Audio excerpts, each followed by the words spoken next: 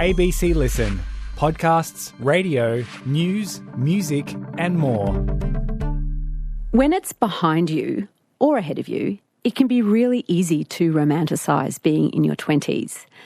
The idea of your 20s vibrates with endless freedom and possibility. But if you actually think back, day to day, was being in your 20s really always so great? Because another way to see that time is not so rosy. Think about it. You've lost all the security and structure of school. You're now the one responsible for paying your own bills, making your own decisions. And in your 20s, these can seem huge and life-defining. And for Gen Zs, many of whom are in their 20s right now, all of this insecurity and pressure is happening in a world that can look like a bit of a bin fire. Jemma Sbeg is a woman right in the middle of that decade, and she's connected with millions of listeners through her podcast, The Psychology of Your 20s. In her new book, Person in Progress, Jemma brings psychological research and her own experiences to the joys and the terrors of being in your 20s. Hi, Jemma. Hi, thank you so much for having me. It's our pleasure. What did you think your 20s would be like back when you were a kid? I mean, how did you imagine this time in your life? That's so funny because I was speaking to one of my friends about this the other day, and I was like, I really thought I was going to be married by now. I had this crazy idea that I was going to be married and have a house and I was going to have pets and a cat, and that's what all 24-year-olds were doing. Life was going to be sorted out. Yeah, it was going to be sorted out. And absolutely not. Like I wrote a book, but that's about the only thing I have together currently in my life. What about your parents? How did they talk about their 20s to you? See, I feel like I was always fascinated with my parents in their 20s, but mainly because I was fascinated with their dating lives. I remember I wanted to know, I was like, oh, who was mum's first boyfriend and who was her second boyfriend and who did you love before you met each other? And so I kind of saw it through the lens of love opportunities and finding the one, and that was like your main job for this decade. Were they happy to disclose to their child this relationship background? Oh yeah. You got the dirt? Maybe not when I was really young, but I kept pushing, and definitely the older I got, the more they told me. But I also just think they just sounded like they had the best time in their 20s. They just sounded like they were living it up. They lived in Washington. I think they got married in their 20s. They were just having a great time. And I was like, oh, that kind of seems like a vibe. And I guess compared to where they were in their life stage by the time you were asking these questions, which is, decades on and responsibilities and remembering this period of a different kind of freedom and newness. Tell me about life at home for you when you were growing up, Jemma. Who's in your family? So I've got both my parents, my mum and my dad, they're still together, and two sisters, one of whom is a VFL player. She plays for Carlton. And my other sister, Hannah, who is an artist and just incredible. But I had kind of an unconventional family dynamic. My dad was a stay-at-home dad before stay-at-home dads were cool. Do you know that TV show House Husband? Yeah, he was a house husband before that, 15 years or 10 years before that show came out. So he definitely faced a lot of stigma, and it was interesting because my mum is this incredible career woman. So she's a CEO, she's an economist, she's a board director, I don't know, every executive term you can think of, she's done it. And it was so interesting because I think they faced these parallel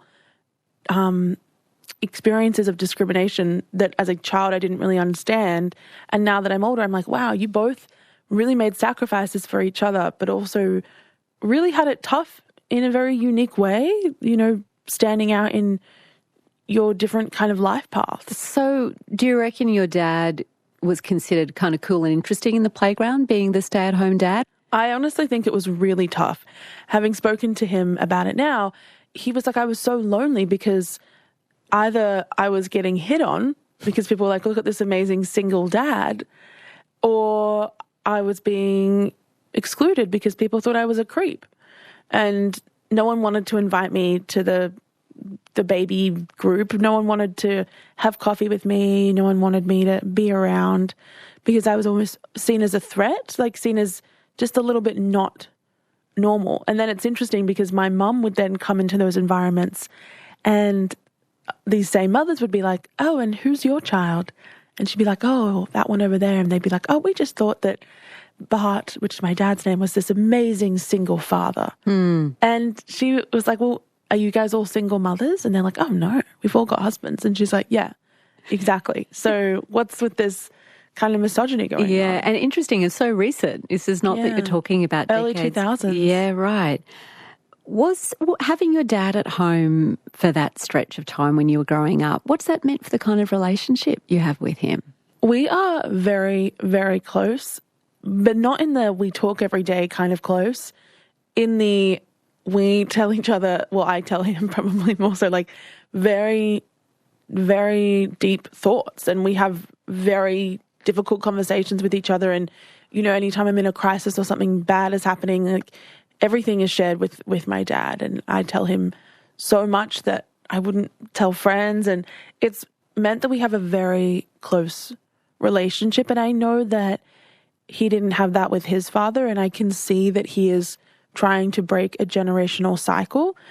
Like I can see that happening in this moment. And it's so powerful being like, wow, you made that decision for us, and you are constantly battling against, you know, what you've been taught, what you were taught as a child to be not a better father, but a more available, emotionally available father for your children. So, what about school, Jemma? What was school like for you? Oh, I hate talking about this, honestly, but I'll talk about it because I had a really rough time at school. Primary school as well, or high school? Both of them. But I always say that children who were bullied weird children make interesting adults. Any single person who's like cool now, like they were bullied in school and they were given almost the opportunity to be like, well, you already don't like me, so I may as well just be myself. I was really bullied in primary school. It's kind of sad to think about now because I was a little chubby kid. I was this little chubby kid who was really weird. Like I was a weird kid. And I don't... In what way, looking back? Yeah, like neither of those are even derogative things towards myself. They're just descriptors. I think I was just a bit odd. Like I didn't really, I don't know, I like would try and play with other kids and I just didn't really get it sometimes. And I would maybe push it too far, or I just was... I don't know. I don't even know now. And that's the thing, is that you look back and you're like, wow, I was treated so differently, but what was really all that different about me? So when you were getting closer to the end of high school and were imagining life outside of school, what did you think your future might look like? What were you hoping? Oh my goodness. Well, I wanted to be Prime Minister. I wanted to be a politician. So I went to ANU in Canberra to become Prime Minister, I guess. So why aren't I sitting opposite Australia's second female Prime Minister? What happened? Because I realised I just didn't have it in me. I realised I just didn't have it in me to do that. And also, it wasn't like I fell out of love. It's like I fell in love with something more. And I realised that the reason that I probably wanted to be a politician was because I really liked talking to people. And I really liked this idea of being able to fix people's problems. Who else does that? You know, psychologists, therapists. And so I kind of took that turn and it just felt so much more natural to me. So you began by studying psychology. You went and did a degree in psychology. I did. Where did the idea to start a podcast, a psychology podcast, come from? You're going to love this. I feel like you specifically, I am a huge podcast nerd before podcasts were cool. My mom used to make us listen to This American Life with Ira Glass. And I have this distinct memory of being maybe 5 years old and listening to David Sedaris tell the story of when he was a Christmas elf.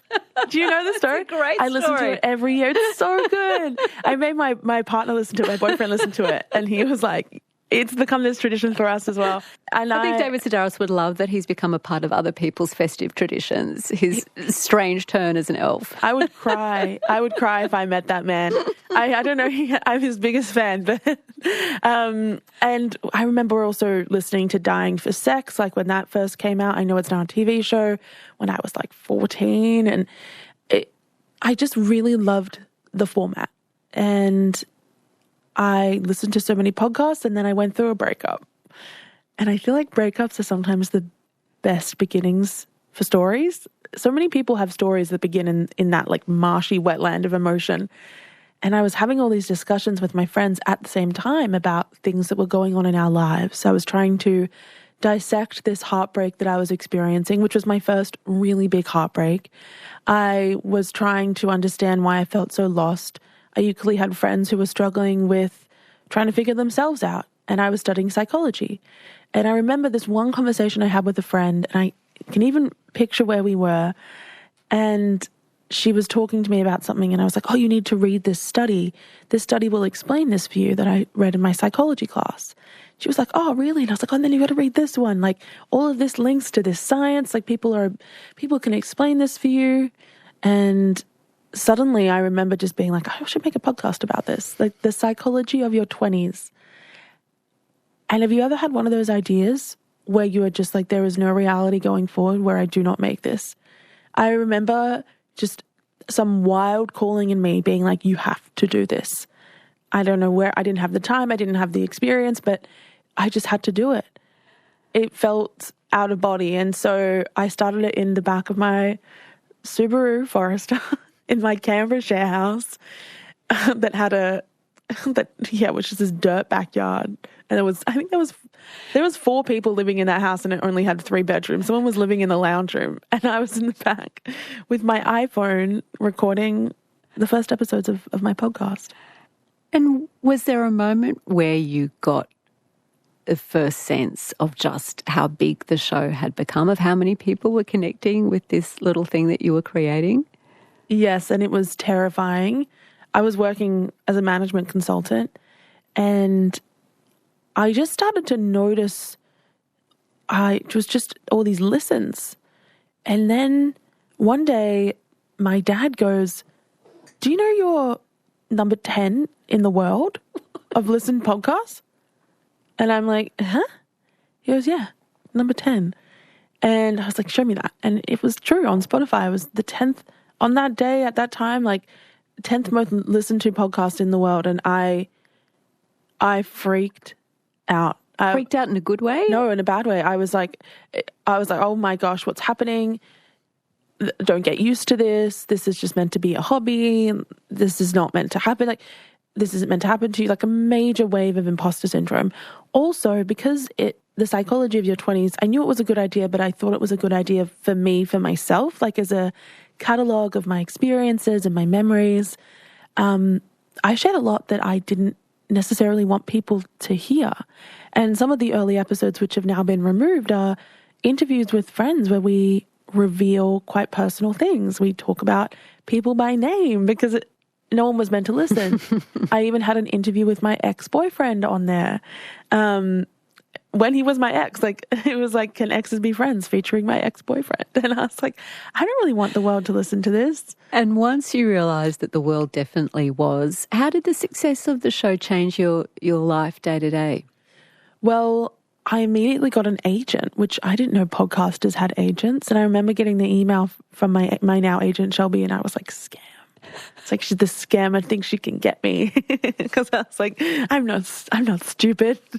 No, now we have a very beautiful working relationship, me and the scammer, alleged. Basically, it became pretty apparent that I was going to have to quit my full-time job. And I was also in the process of applying for masters because I wanted to become a clinical psychologist.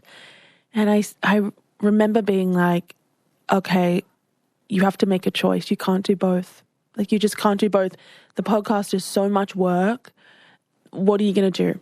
And I was like, okay, I need to do this because I might not get this opportunity again. And I also realized I couldn't work a full-time job. Like, it just was not possible. It's interesting, Jemma, in that a lot of what you're saying right now kind of connects with a situation or an issue that you begin Person in Progress with, which is the idea of a quarter-life crisis. Mm-hmm. Explain that to me, and what kinds of crises tend to hit people in their 20s? It sounds you were going through your own version of one. Oh yeah, that was my first of many. I think you go through multiple in your 20s. The quarter-life crisis is like the midlife crisis reimagined. Anyone who's experienced maybe a midlife crisis, you know what it feels like, or a quarter-life crisis. It's this impending realization that I don't have infinite time. And there are some things that I really should be figuring out, or that the world is telling me I should have figured out. I don't have infinite time to find love. I don't have infinite time to figure out what I want to do with my life, to save money, to enjoy my experiences. So what am I going to do? What decisions am I going to make that are going to make me feel fulfilled? And kind of realizing that maybe you haven't made those decisions so far. Maybe the decisions you have made have kept you trapped, kept you small, made you kind of unhappy. And it's a big door to open, to be like acknowledging I'm unhappy, and then I have to do something about it. I think that's the thing that you point out, is that feeling of unhappiness or of internal chaos is an awful one, but it's out of that is the only place really to make a change. You don't make a change if things are feeling great and feeling good. Yeah. So what kind of good comes out of this period of crisis, like it sounds in your own life? Well, I call it in the book a quarter-life opportunity, because you're totally right. You have to get to that place of extreme discomfort to realize that you have maybe outgrown a former version of yourself. You know, any kind of metamorphosis or shedding of the old is going to be painful. Same way growth spurts are painful when you're a kid, right? But I'm still waiting for mine. Oh, you're still waiting. I can put you in contact with someone. But yeah, it's going to be painful, but that pain is so rewarding at the end. And for me, I had this experience when I started the podcast of, I missed out on my dream job, first of all, what I thought was my dream job. Me and the love of my life, who I thought was the love of my life, we broke up. I went through these crazy friendship breakups. I was broke, and I was so lost. And from that, I started this podcast, and I had no idea what was going to come from it, but that's now my career. And time again, I've been reminded that sometimes you need those low moments in your 20s at any age to refocus you and make it so that the path that you need to take is clearer.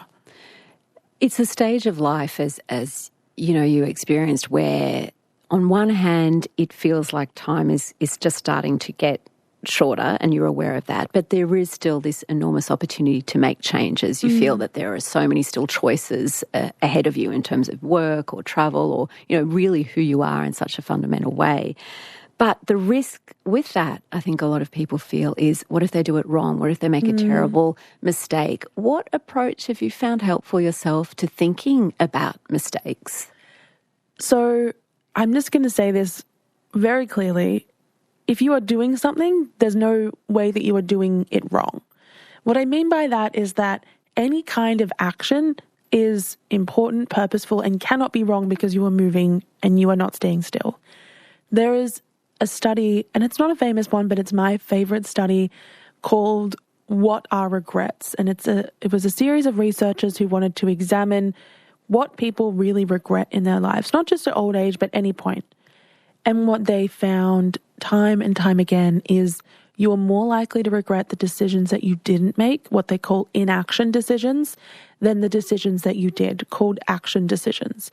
So if you are being held back by some fear that one day you're going to regret a decision or a choice that you make, the easiest way to ensure that you don't is to actually just do something.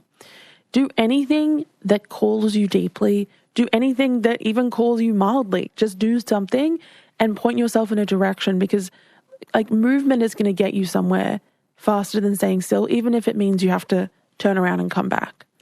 And getting used to making decisions that don't work out, at least in the short term, you know, failure, and getting used to that, I think it's like a kind of a muscle. And it might be that parents of my generation and older, we've not been very good at letting our kids mess up as kids and as teenagers. So by the time they're in their 20s, they don't have much experience in recovering from what feels like a failure. Yes, but I don't think that's anyone's fault, right? Like, I feel like we course corrected maybe, you know, maybe people of your generation when you were kids were allowed too much failure and weren't given the safety net. You're on your own. Your own. Sink or swim. Yeah, and I can literally see, I can see that in how my dad was raised, but then he continued to raise us that way. But I think for other people it was, then they've experienced that and been like, well, I don't want my child to feel like they don't have someone to look after them. I don't want them to experience failure because obviously it's unpleasant. So perhaps people have become too overprotective. It's led to this term / phenomenon known as failure deprived. failure deprived. Failure deprived. And it was a term that was actually, I don't know, created, founded, whatever, by a group of Stanford researchers, actually Stanford lecturers, who were like, hey, we have all these students who, on paper, are really impressive. They have these amazing GPAs. They've done school debates and they're world travelers and whatever. And then they get a B on a paper and they completely fall apart and drop out. Like, how come none of these kids know how to deal with failure? And they realized that there was this whole generation who have been kind of cushioned from it. And failure is actually an incredibly important experience. It's so valuable to learn something from your mistakes, to be given the opportunity to trust yourself and to just know that you're going to be okay. Like, I'm sure you've experienced this. Every failure at least ends with the notion that you made it through. You know what I mean? Like, and that's a good thing. And I think that can be one of the things that's so scary when you're in your 20s is your first heartbreak, your first lost job, your first time of, losing your passport overseas. And it can all feel like the end of the world. Is there a moment of recognition for you? I found it though. And you survived. Even if you hadn't, you would have survived. And it's learning that, noticing that you can withstand things that at the time feel so scary. They're also, when you think about things that are similar for your generation or different over time, there are so many changes in the way that people embark on dating and relationships over the last few generations. I mean, you say that when you were a little girl, you had this idea that in your 20s you were going to have find your one, that was part of it. Do you think as you've reached this decade that idea of really nailing it, succeeding romantically is still as important? Is that still held up in the same way for you guys in your 20s now? Yes. And people try and argue that it's not, but I think the number one thing I get questions on always is dating. And when will I find love? And if he does this, does that mean he doesn't like me? And if she isn't doing this, does that mean that it's doomed? And should I leave this person? Should they leave me? Should I get back out there? It's just so many questions because love is really, it feels like your life can't start until you have a partner. And which, to be honest, sometimes in this economy, it does feel that way. Like, how are you meant to buy a house?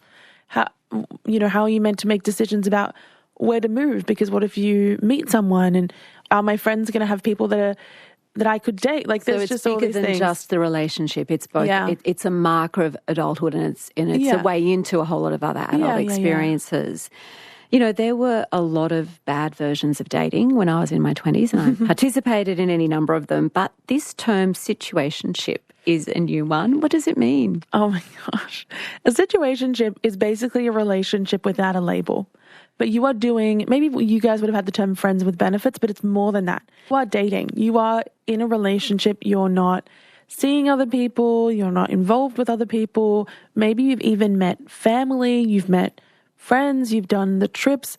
I always say to my friends, if you and a partner have ever gone to a tiny home together, you're dating. Like, you are dating. That's probably the best way to do it. But even if you don't have the label, and so there's this whole class of relationships taking place for a lot of 20-somethings and even 30-somethings as well, maybe even older, where you're basically in a relationship with someone, you've been dating them for like 6 months, and yet when you go, what are we? They go, well, let's just figure it out. So it's one person in that dynamic saying, we've got, it looks like a duck, but it's not a duck. We're this other thing. What, to keep open other possibilities? What's at the core of that? Well, that's the question, right? I think really what it comes down to is this idea called commitment readiness, which is essentially all of us exist on the spectrum, right? Our willingness and our readiness to commit to a relationship at any given point. Now, some people are naturally high in commitment readiness. Our serial daters, our classic monogamists, they want to be with someone, they want to nest. But there are other people who just, for whatever reason, are not like that. And the problem happens when someone who is high in commitment readiness and someone who is low in commitment readiness find each other. Now, it can sometimes be context dependent, right? If you've just gone through a terrible breakup, your commitment readiness is going to be pretty low. You're not ready to date again. So whether it's because of who you are or because of your environment or the context, one of you is in it, one of you is not in it. And the best way I can describe these relationships is that they neither grow or end. You just sit there. That my heart's just hurting just even hearing about this, Jemma. So, I mean, that idea of there being a different level of commitment readiness makes sense. But why is it then that someone who's got a higher degree of commitment readiness, why do they find themselves caught up, for months, maybe even years, with someone who isn't willing to do that? What's your sense of the sort of psychology there? A couple things. I think it's individually based. People who get attached too quickly. That other person is giving them all the signs that they care about them, they love them. I remember the situation I was in. The guy told me he loved me. Like, how could you walk away from that?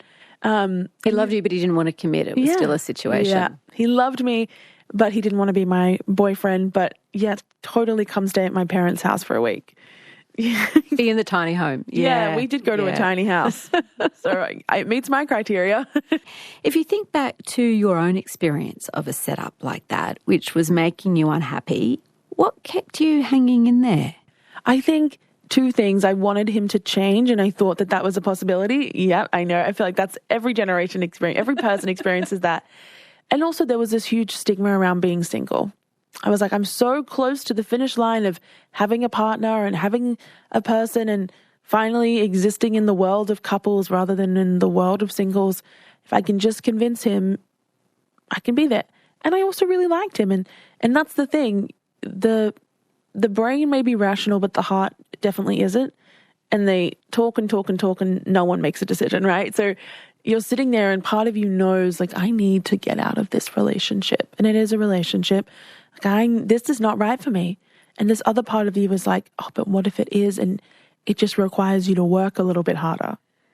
What's your sense of where friendship fits in this whole kind of constellation of relationships in your 20s? Because when I look back, it's really the friendships that were the heart of that decade in so many ways. Well, we were just talking about romantic love, right? And I really wish that it was less of a defining thing for this decade.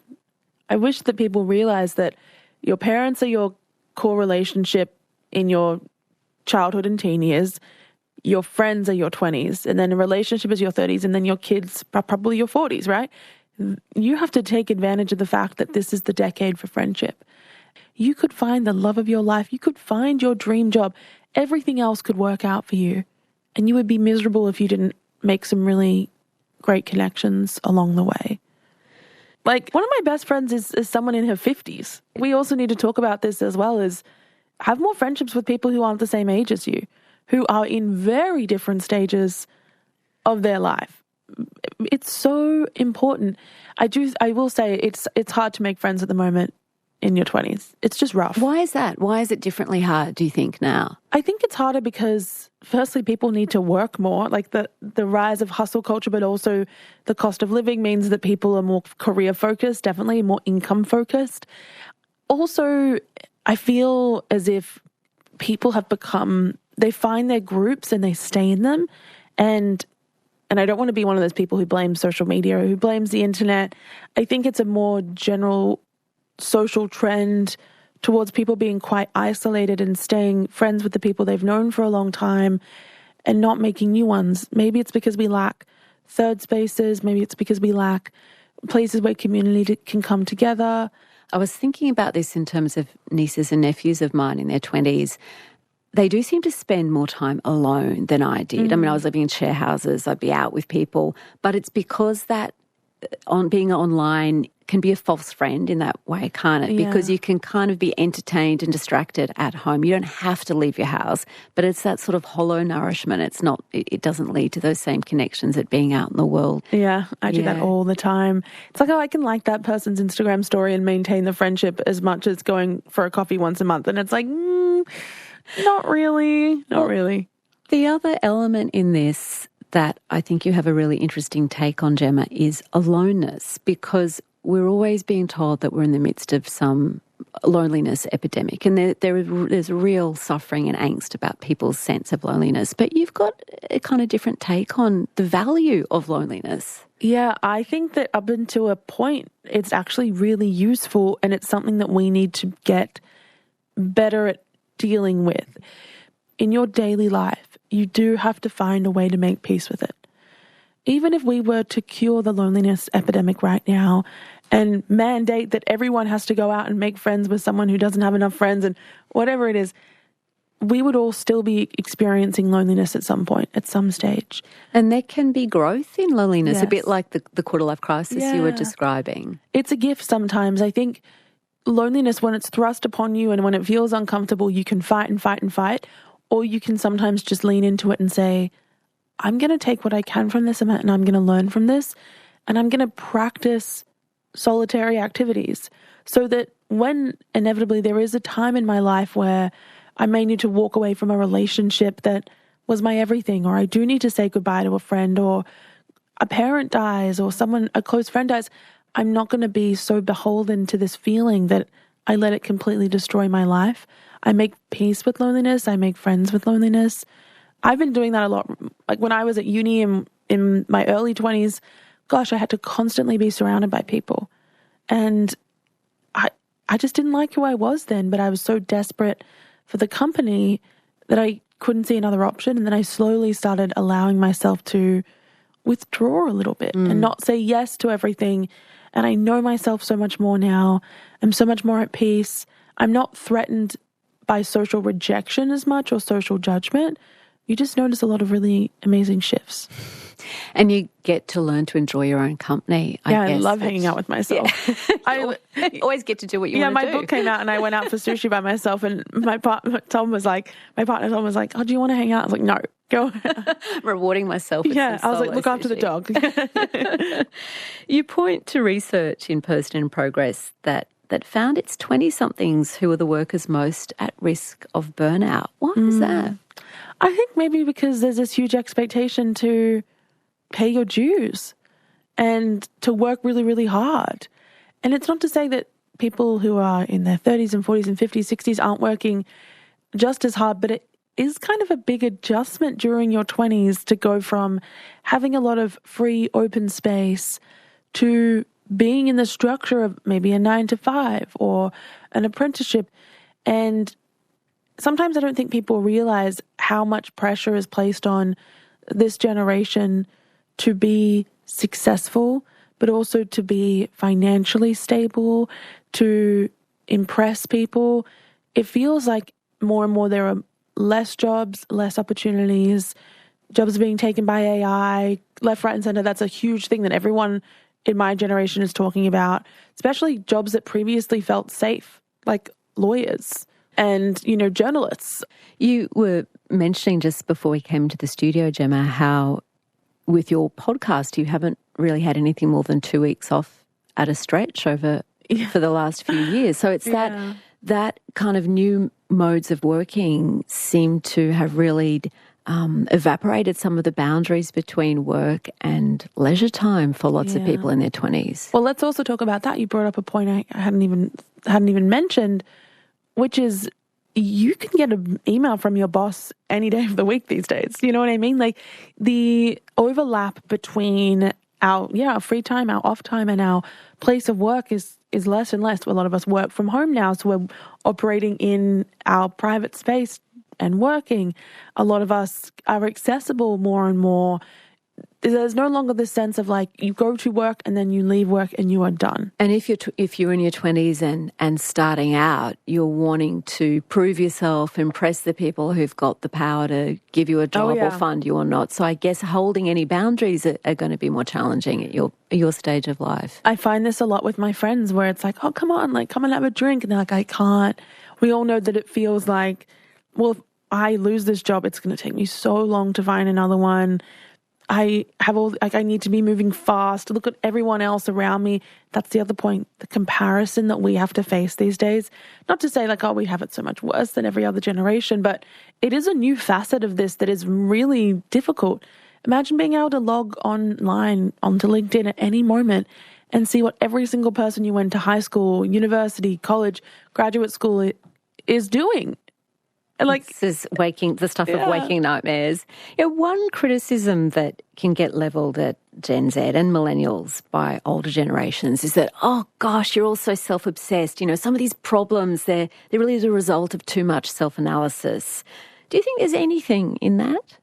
Maybe, but I would say, but we kind of have to be. Like, all this community that you guys previously had, we don't have that. Like, the focus, we do feel like we have to kind of take care of ourselves. Like, that safety net that maybe people previously had of community and of people around them and support and a sense that they could find a job and that they could do all these things, it's not there for us anymore. So what about the focus even on psychology, on feelings and on, attachment, on all of those sort of buzzwords that have moved from psychological research into, say, social media? Are there drawbacks to that? Or do you think, this is stuff that just needed to be talked about and finally we're a generation that's being open about it? Where do you see it? I think it's incredible. I do think there's going to be a snap back.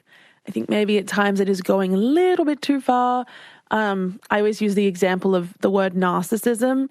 Like, that word these days gets thrown around like it's a piece of confetti. And so sometimes when we use them too much, they do lose their meaning. But all in all, like, the amount of self-awareness that this generation has and the amount of wounds that they're healing and the amount of knowledge they have about their own emotions is actually so spectacular. And I've said this before, but the old system obviously wasn't working. The old system where we didn't talk about our feelings, we didn't talk about our emotions. I'm sure all of these individuals who are in an older generation can think about someone they know who was just a little bit different, and, Barb never came out of her room, and, Uncle Andy was weird and swam into the ocean and never came back. And it's like, okay, so mental health and mental ill health has existed forever. The fact that this generation now has the language to talk about it can be quite life-saving. And why wouldn't you want people to have a better understanding of themselves and a happier life? I think self-analysis doesn't always necessarily mean more pain. Yes, there is the first part of it where you do have to kind of dig up the grave, dig up the bones, but then you kind of lay them back and you feel settled with the past and you feel settled with your history. And I also just think relationships improve because of it. Your connection to yourself improves. Your connection to the world improves. Your spirituality improves. All of which are really, really good things. And which I think, society and humanity is constantly evolving. I think this self-awareness is the next part of the evolution, really. In terms of what was going on for you personally over the last year or so, it looked like life was going really well for you. You were doing this interesting, meaningful work, creating your own incredibly successful business. And last year you went on holiday to Bali with your family, which you were really excited about. What happened once you got there? Yeah, I went to Bali. It was a girls' trip, actually, with my mum. And I was like, yes, great, time to relax. And I just slowly felt like my world was falling apart. I'm here, I'm meant to be having these cocktails and these drinks, and I was just crying the whole time. I was waking up shaking, like with anxiety. I couldn't sleep. I was just in this panic state, and I was like, what is going on? Like, I have no explanation for this. And I then went to New York, and it just was getting worse and worse. And 2 weeks after I came back, I essentially had a full-on mental breakdown out of nowhere. Just came out of nowhere. It came at a time when I was meant to be relaxed, and I could just, in hindsight, I knew it was coming, like it was kind of creeping in, but this just like overwhelming panic about the world and life and all these things set in, and I hadn't been taking care of myself very well. And yeah, it just kind of took over. It was really awful. When you say it came out of the blue and then straight away can also see, actually in retrospect, I think these things were happening. You've talked about that from a young age. Death has been a real fear for you, a real obsessive thought for you. Can you tell me a little bit about how that's played out in your mind and your life? See, now I feel okay with it, but I know at some point I won't again. I think every one of us has to have this spiritual crisis, this existential crisis of, what the heck are we doing here? Like, what the heck? But as a child, I was very, I now know it's OCD, like very obsessive, and a thought would come in my head and I could not let it go. And death is the ultimate question. If you think about it, you can answer most other questions. You can find answers, you can find this and that. And it was just this like empty space where all of my anxiety and fear could play. And honestly, I think that death is really just a proxy for any other fear that you have. Your worst fears about death are what you fear in life. This, you know what I mean? Like if you feel loneliness, you're going to think of death as this empty abyss. If you fear boredom, you're going to think, you know what I mean? Like it's such a projection for us. Nowadays, I saw Gina, the woman who won Alone, she did this speech where she was like, oh, death is a doorway. And for some reason, that brings me so much peace now. Back when those thoughts were scary and really clouding in you and affecting your well-being, you know, you had you spend your life, your work talking about psychology, you know, about the value of psychological help. What did you try to do when that really hit in a bad way and you experienced what you describe as a breakdown? Well, that's the thing. I used to work in mental health. I actually used to work in mental health navigational systems. So you should know what's going on. I should know. And well, you do know, yeah. Yeah, and I knew who to call, and I called my crisis lines. I had a woman on the crisis line ask me if I'd watched any scary movies. I was like, no, I'm mentally unwell. This isn't because of Scream 5 or whatever. Like, and then I was like, I was telling her, we basically got to this point where I was on these calls and they're like, okay, well, could you tell us what you want us to do? And I was like, well, I really need you to find me a psychiatrist who has availability in the next 2 weeks. And I need to find a psychologist who works in this area. And oh my gosh, you would think that such a clear directive. It was so difficult. It was so difficult to just find someone who could help me, who could find someone who could get me a referral, who could find someone who could do this or that. And I was just thinking, you know, I'm definitely not the most knowledgeable, but I definitely have more knowledge about this than about 95% of people. I studied psychology. I know this system. I know where you're meant to go. And if I can't get help, who is meant to be able to figure this out? The other thing was that I had discretionary income. Like I had an emergency fund. I had money. Like I could pay to see a psychiatrist for whatever it was, $600 an hour, which is, by the way, ridiculous when you have to pay that as an individual. Like I can't imagine a student experiencing psychosis or a new mum having to find that money and that time to get access to that service. And I just feel like the navigational system in this country is totally broken. And I think, you know, many psychiatrists and psychologists would say the same thing. Oh my gosh, yeah. Where did you get help? Or what helped you shift out of that crisis state into more, okay, I'm going to manage this part of my psychology in an ongoing way? What helped? Well, I started seeing a really great therapist. Actually, I saw a couple before I chose a good one, and that's something I really want people to know. Like, if your therapist isn't working, go find a new one. Like, it's so much money and it's such a time investment. It's such a vulnerable relationship. If you've spoken to someone who's like, oh, I don't have any availability for another 3 months, it's like, no, go and find someone else. Like, if you can, there are people out there, I will say, once you learn how to use the system, once you start asking friends who, if they're seeing a psychologist, asking through your workplace. Obviously, I'm self-employed. I couldn't do that. But there are ways to access it. There's charities like Headspace. But that's what I started doing. And then, you know, the benefit of having a psychology degree was I was like, I'm just going to do some of this on myself. So what are the things that you knew to do that helped? Oh, I knew that I needed to do like some cognitive behavioral therapy, which is essentially addressing the thoughts that lead to a behavior. So reframing how you think about your thoughts. So I kept thinking, you know, death is this terrible thing. And I was like, okay, but what if it isn't? And cognitive behavioral therapy is basically questioning your thoughts and saying, is there a way that I can change this so that it won't have such an impact on my behavior?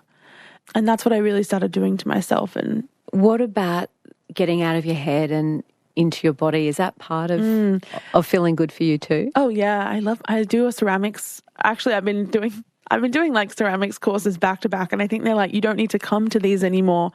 Like, you can just do it yourself. And I'm like, no, I like the social connection. Like, it's actually quite funny. I keep doing the beginner class and I feel like such a dick. I'm really smashing this pot. Yeah, I'm like, I like look at someone else. I'm like, you'll get there. I'm like, and they're like, you need to go. Like, go and do this by yourself. But I love it so much.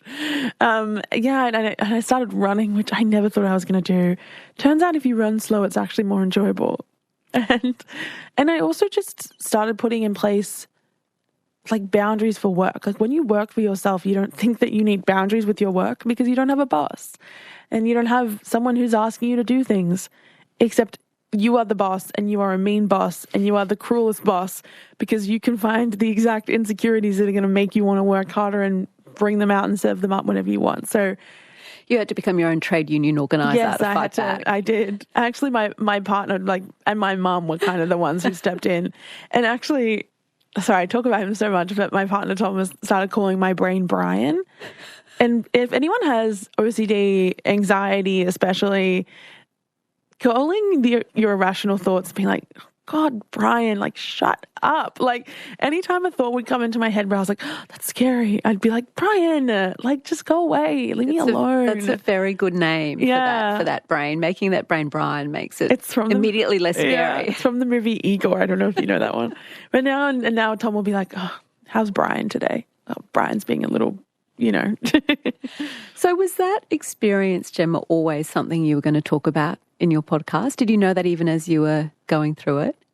No, I really was like, I'm just not going to talk about this. But then I had this whole thought, if I don't talk about it, and I have a podcast on psychology in your 20s called The Psychology of Your 20s, who is going to talk about this? Like, it's not a burden. It's a privilege.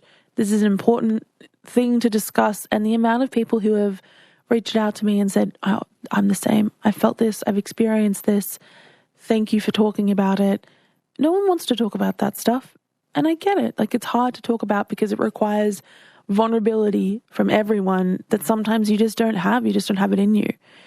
But I think that podcasting is this kind of platform where you can opt into listening. It's a conversation that is happening a million times over whilst only really needing to occur once for that person. And it was, the response was really beautiful. Reading your book got me thinking that one of the things that's both terrifying and kind of liberating about getting older is that all of these questions, they don't ever really end. And I think part of the pressure of your 20s is thinking, I've got to sort this stuff out. I've got to nail it so that I can live the rest of my life. And one of the things that gets easier as you get older is realising, they just keep happening and it keeps changing, and what I think I want now changes, and what I'm able to do here changes, and you take that pressure off yourself a little. That's good to hear. That sounds amazing.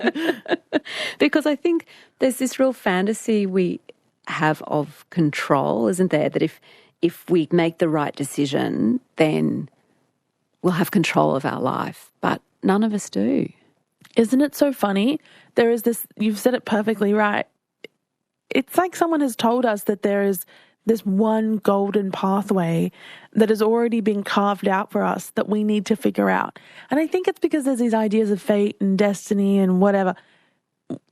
What? Like, where? Where is this blueprint for your life that someone has secretly written that you need to find? Otherwise, you're going to be miserable. There are so many different ways to live a happy life. And that's something I wish I could tell. Like, I'm not even through my 20s now, but it's something I wish I could tell 21-year-old me. Like, just calm down. You don't need to figure it all out now. You are so young. I'm still so young now. Just enjoy it. Like, I feel like I wasted so much time in my early 20s worrying about where I was going to be at 30 that I didn't even get to enjoy that chapter. And sometimes I worry that I'm going to spend all of my 30s worrying about my 40s and I'm not going to get to enjoy my 30s. And then suddenly you blink and your whole life has been worry. I don't want to feed that fear for you, but do me the favour of imagining yourself as a happy 55-year-old woman. What might life look like for you? What do you imagine at this point? I will say I have so many examples of women in their 50s and like older who are just like having the best time. Like I said, one of my good friends, Emma, she's in her 50s and oh my gosh, I want her life. Like, her husband is the loveliest man. She's an empty nester now. We do pottery together. We drink wine together. Like, she has bees. I'm like, yes. And she's going to Spain just because she wants to. I'm like, oh my God, that looks so good. She's just a chiller. And then, you know, one of my mum's best friends, who's basically an aunt, like, she just met this lovely man, like, after years of being single. Like, she's met this guy, and I met him last weekend, and I was like, wow. And I was like, you are just the nicest guy. And I was telling my friend who recently went through a divorce, and she's in her 30s, and I was like, no, like, my mum's friend just met this guy, Craig, and, like, he's amazing. Like, there's a guy out there like that for you, and she's, like, in her 50s. Like, this is great. And maybe she didn't find that useful, but I just think that at 55, I would just want to be surrounded by family, be surrounded by hopefully some kind of animal, even if it's like a hamster, I don't know, hopefully some pets, and just be able to live my day how I would want to live it without feeling too much stress about being somewhere, doing something, being someone for someone else. And still doing that introduction to pottery class. Oh yeah. I'm going to keep them in business.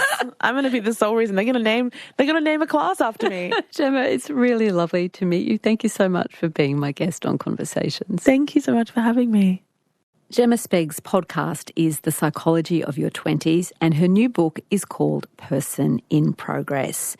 And if you're interested in conversations on psychology, then Richard and I have spoken to a bunch of fascinating therapists, psychiatrists and psychologists from all different kinds of disciplines and with different specialties.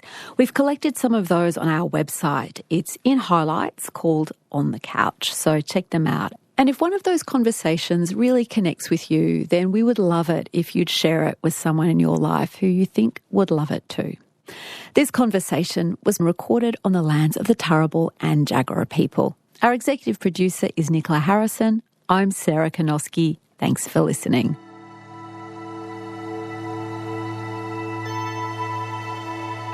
You've been listening to a podcast of Conversations with Sarah Konoski. For more Conversations interviews, head to the website abc.net.au/conversations.